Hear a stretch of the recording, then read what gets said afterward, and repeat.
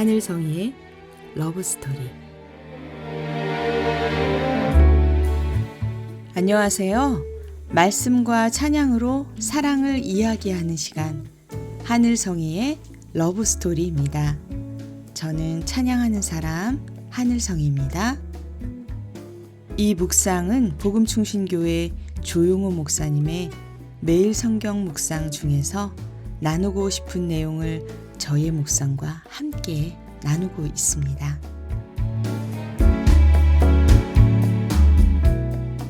살다 보면 우리는 이런 기도를 하기도 합니다. 하나님, 이번 한 번만 도와주세요. 이 문제만 해결되면 좋겠습니다. 어쩌면 우리 신앙의 시작은 이렇게 필요 때문에 시작되는지도 모릅니다. 오늘 말씀에서도 그런 사람이 등장합니다.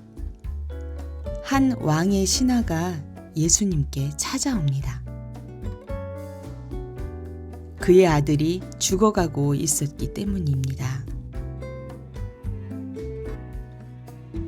믿음의 이야기라기보다 절박한 아버지의 이야기에 더 가깝습니다.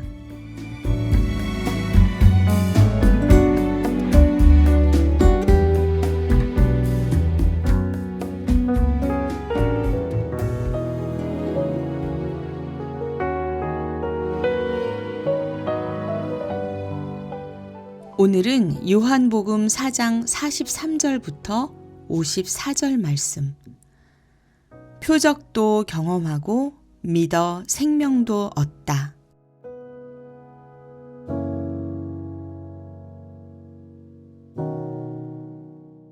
이틀 뒤에 예수께서는 거기를 떠나서 갈릴리로 가셨다. 예수께서 친히 밝히시기를 예언자는 자기 고향에서는 존경을 받지 못한다 하셨다. 예수께서 갈릴리에 도착하시니 갈릴리 사람들이 예수를 환영하였다. 그들도 명절을 지키러 예루살렘에 갔다가 예수께서 거기서 하신 모든 일을 보았기 때문이다. 예수께서 또다시 갈릴리 가나로 가셨다.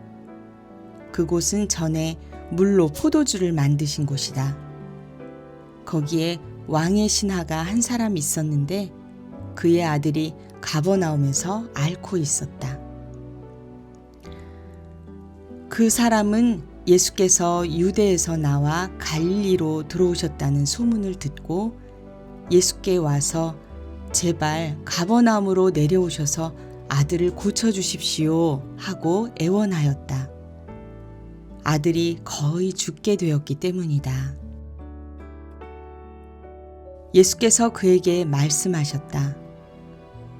너희는 표징이나 기이한 일들을 보지 않고는 결코 믿으려고 하지 않는다. 그 신하가 예수께 간청하였다. 선생님, 내 아이가 죽기 전에 내려와 주십시오. 예수께서 말씀하셨다. 돌아가거라. 내 아들이 살 것이다. 그는 예수께서 자기에게 하신 말씀을 믿고 떠나갔다. 그는 내려가는 도중에 종들이 마중 나와 그 아이가 살았다고 보고하였다. 그가 종들에게 아이가 낫게 된 때를 물어보니 어제 오후 1시에 열기가 떨어졌습니다 하고 종들이 대답하였다. 아이 아버지는 그때가 예수께서 그에게 내 아들이 살 것이다 하고 말씀하신 바로 그 시각인 것을 알았다. 그래서 그와 그의 온 집안이 함께 예수를 믿었다. 이것은 예수께서 유대에서 나와서 갈릴리로 돌아오신 뒤에 행하신 두 번째 표징이다.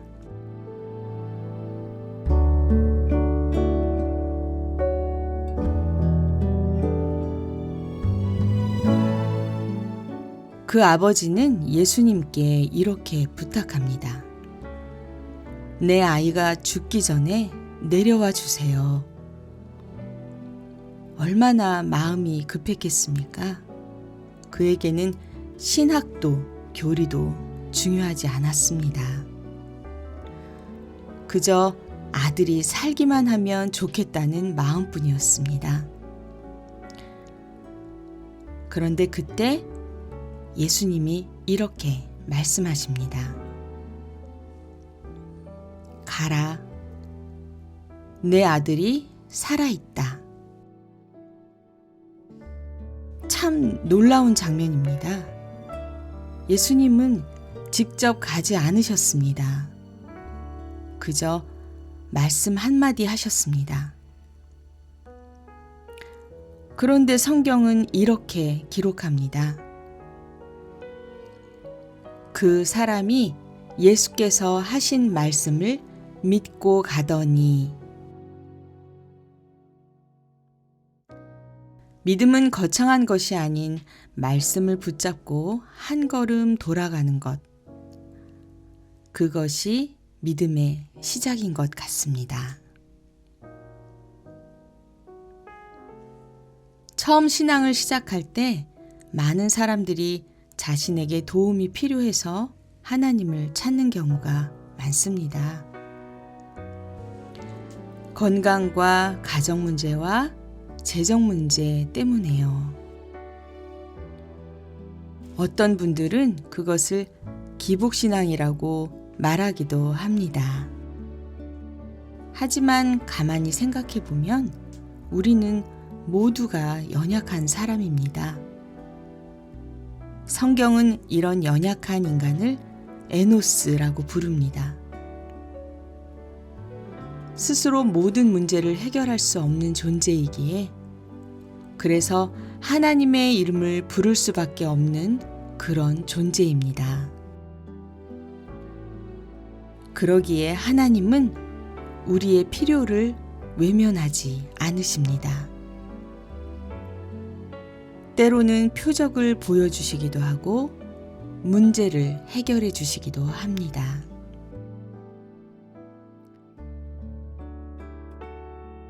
하지만 주님은 거기서 멈추게 하지 않으십니다.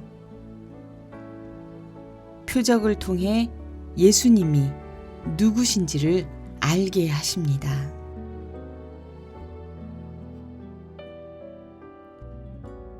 오늘 본문에서 왕의 신하는 집으로 돌아가는 길에서 소식을 듣게 됩니다.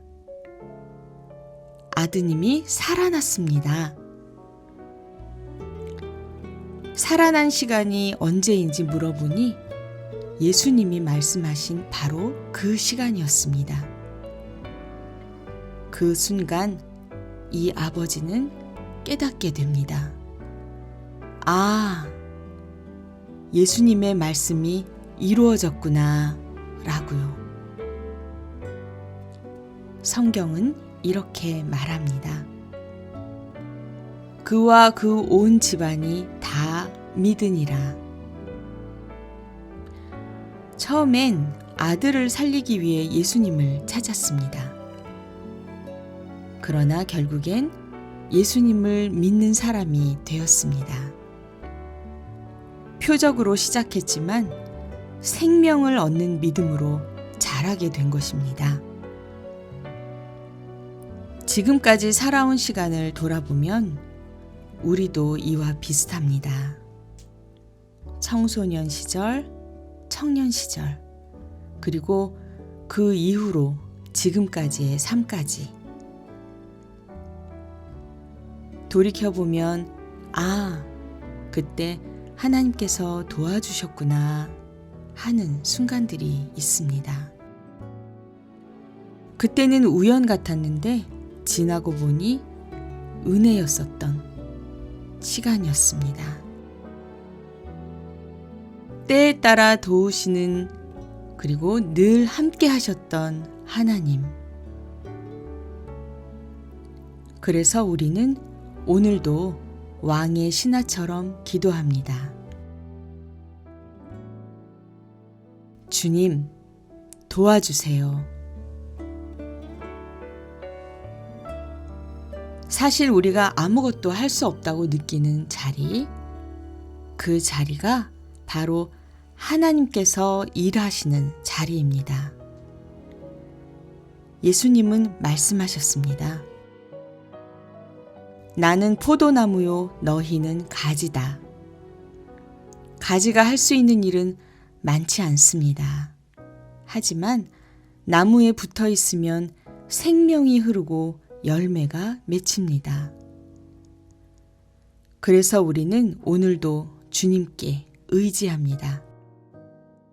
건강의 연약함과 마음의 연약함, 그리고 삶의 걱정들도 모두 주님께 맡깁니다. 그리고 믿음으로 믿습니다. 내가 약할 때 주님이 나의 힘이 되신다는 것을요. 사랑하는 여러분, 하나님은 멀리 계신 분이 아닙니다. 오늘도 우리 가운데 계십니다. 그리고 성경은 이렇게 말합니다. 하나님께서 우리로 인해 기뻐하신다라고요.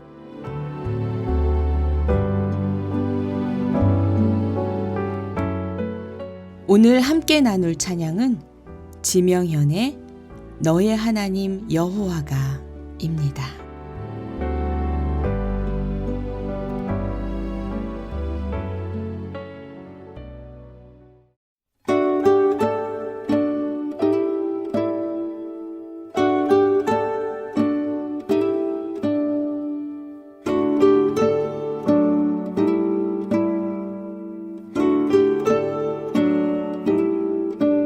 너의 하나님 여호와가 너의 가운데 계시니 그는 구원을 베푸시며 너를 환한 미소로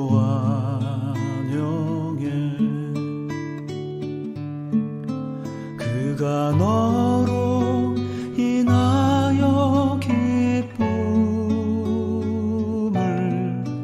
이기지 못하시며 너를 기뻐해 잠잠히 사랑하시며 너로 인하여 즐거이 부르는 축복의 말 너를 언제나 환영해 기뻐해 언제나 너를 사랑해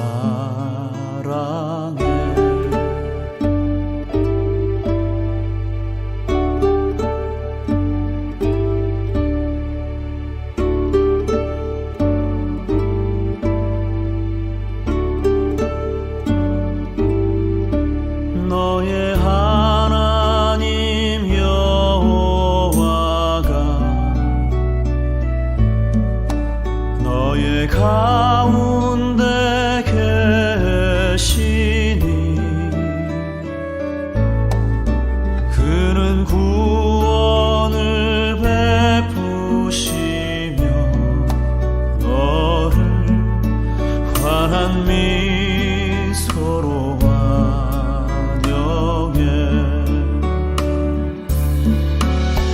그가 너로 인하여 기쁨을 이기지 못하시며 너를 기뻐해 잠잠히 사랑하시며 너로 인하여 즐거이 부르는 축복의 말 너를 언제나 환영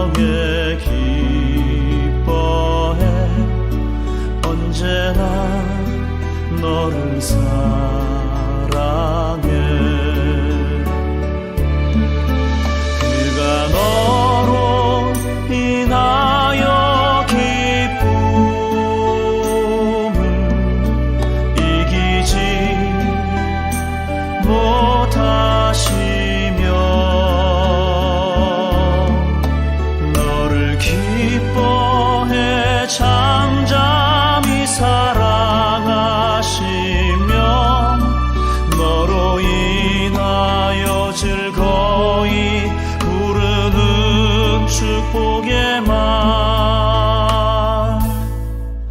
너를 언제나 환영해 기뻐해 언제나 너를 사랑해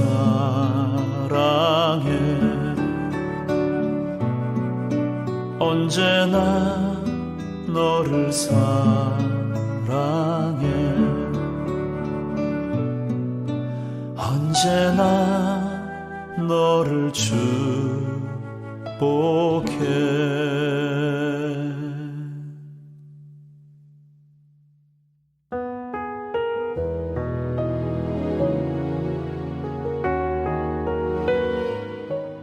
너의 하나님 여호와가 너의 가운데 계시니 그는 구원을 베푸시며 너를 기뻐해. 사랑하는 여러분, 오늘도 우리는 왕의 신하처럼 기도하게 됩니다. 주님, 도와주세요. 그리고 주님은 말씀하십니다. 가라. 내가 이미 일하고 있다. 우리 삶에 나타나는 작은 표적들이 결국 예수님을 더 깊이 믿게 하는 은혜가 되시기를 소망합니다. 표적을 넘어 생명을 얻는 믿음으로 오늘도 주님과 함께 걸어가시는 저와 여러분이 되기를 함께 기도합니다.